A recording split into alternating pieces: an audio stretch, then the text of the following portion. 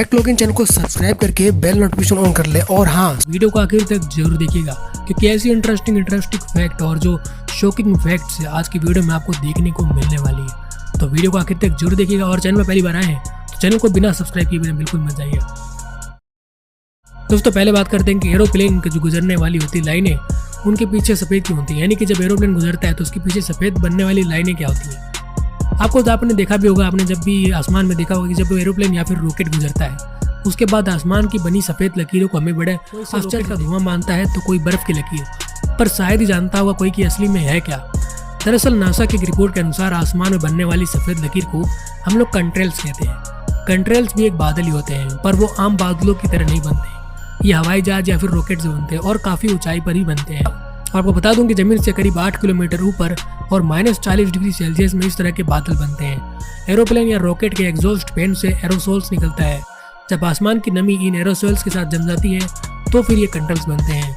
और आपको जानकारी नहीं होगी, कंट्रेल सबसे पहले दूसरे विश्व युद्ध में ही यूज किया गया था। अब अपन लोग जानेंगे कि एरोप्लेन का रंग सफ़ेद क्यों होता है। इसके पीछे बहुत सारे साइंटिफिक कारण भी हैं। सबसे पहला कारण होता है कि गर्मी के दिनों में हमें अक्सर सफ़ेद रंग के कपड़े पहनने की सलाह दी जाती है। इसका कारण यह है कि सफ़ेद रंग प्रकाश का जो है सर्वश्रेष्ठ रिफ्लेक्टर होता है। इसी कारणवश जब हवाई जहाज को सफ़ेद रंग से पेंट किया जाता है तो सूर्य से आने वाली किरणों को ये रिफ्लेक्ट कर देता है। इसके कारण हवाई जहाज में बैठे यात्रियों को राहत मिलती है तथा अधिक ऊंचाई में उड़ान भरने के बावजूद सूर्य की तेज किरणों का असर हवाई जहाज में बैठे यात्रियों पर नहीं पड़ता है। सेकेंड रीजन इसका यह होता है कि सुरक्षा के दृष्टिकोण से हवाई जहाज की दरारें, डेंट्स और अन्य किसी प्रकार की क्षति का नियमित रूप से जो है निरीक्षण किया जाता है। हवाई जहाज की सतह पर यदि किसी प्रकार दरार हो तो वह अन्य किसी रंग की अपेक्षा सफ़ेद रंग होने पर भी आसानी से दिखाई देता है। इसके अतिरिक्त हवाई जहाज की सतह यदि सफ़ेद रंग की होती है तो उस पर लगने वाले जंग और तेल रिसाव स्फोट का भी आसानी से हमें पता चल जाता है। अब दोस्तों मैं अगर पूछूं कि एक गेंद पर आप लोग कितने रन बना सकते हो तो आप लोग ज़्यादा से ज़्यादा कहोगे कि 6 रन बना सकते हैं, लेकिन एक गेंद पर 286 रन बना हुआ है। अब आप लोग ये सुनकर हैरान हो गए होंगे। आपने एक गेंद पर 6 रन तो बनते हुए देखा होगा, 7 रन भी बनते हुए देखा होगा अगर नो बॉल हो गई हो, लेकिन एक 286 रन ये तो एक वाकई में गजब बात है।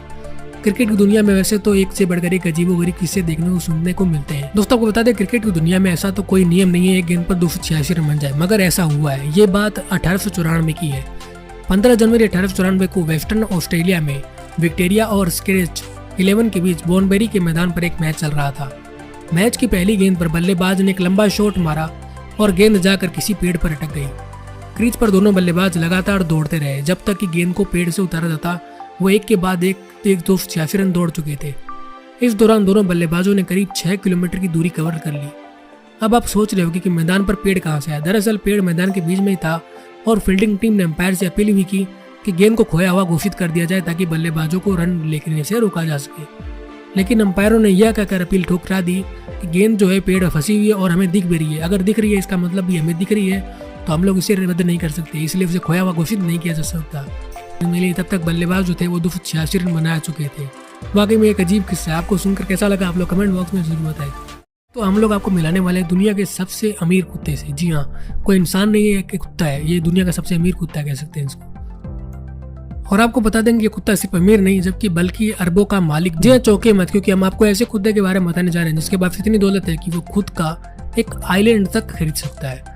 वाकई में भाई खतरनाक बात है। तो दुनिया भर के धन कुबेर को पछाड़ कर इस पर एक कुत्ता अब आगे निकल चुका है। जर्मन शेफर्ड प्रजाति के इस कुत्ते का नाम गंथर है। ये कुत्ता दुनिया का एक सबसे अमीर जानवर होने के साथ ही किसी फेमस स्टार से कम नहीं है। गंथर एक ऐसी लाइफ जीता है जो एक आदमी भी नहीं जी सकता। उसकी सेवा करने के लिए सैकड़ों नौकर है। आपको बता दें, गंथर किसी स्टार से कम लाइफ नहीं जीता। वह चश्मा लगाता है, उसके साथ बिकनी गर्ल भी मौजूद होती है। स्टार की तरह खाना खाता है, जूस पीता है और शिप पर घूमता है। गंथर का हर पल पूरा ध्यान रखा जाता है। उसके पास 14.5 करोड़ डॉलर यानी कि अरबों की संपत्ति इसके पास मौजूद है। अब भाई मैं आपको बताने वाला हूँ कुछ ऐसे अजीबोगरीब कानूनों के बारे में जिसे सुनकर आपके दिमाग और सर चकरा जाएगा। किसी भी देश को सुचारू ढंग से चलाने के लिए सही कानून व्यवस्था होनी जरूरी है। अगर सही कानून व्यवस्था होती है तभी देश चल पाता है, मगर कुछ ऐसी जगहों पर ऐसे अजीबोगरीब कानून होते हैं जो सुनकर ही दिमाग खराब हो जाता है।